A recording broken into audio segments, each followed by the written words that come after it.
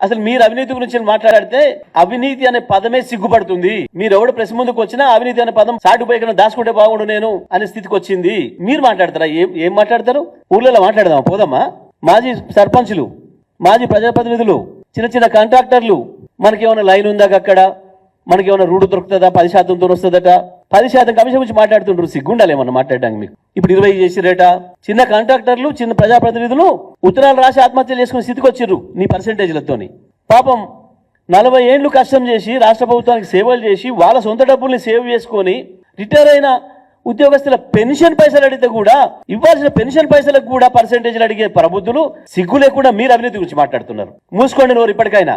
ఆ పదమే సిగ్గుపడుతుంది మీ నోట్లో నుంచి వస్తానికి. కేసీఆర్ గురించి వెళ్ళి మీరు మాగిన చెత్తవాగుడు అంతా ప్రజల దృష్టిలో ఉంది. ఒక్కడు మాట్లాడలే కేసీఆర్ అవినీతి చేసిండని కానీ, కేసీఆర్ మంత్రివర్గంలో ఎవరైనా అవినీతి చేసిండని కానీ, లేదా ఇంకా ఇతర నాయకులు ఎవరైనా అవినీతి చేసిండని కానీ ఒక్క మనిషి మాట్లాడలేదు తెలంగాణలో.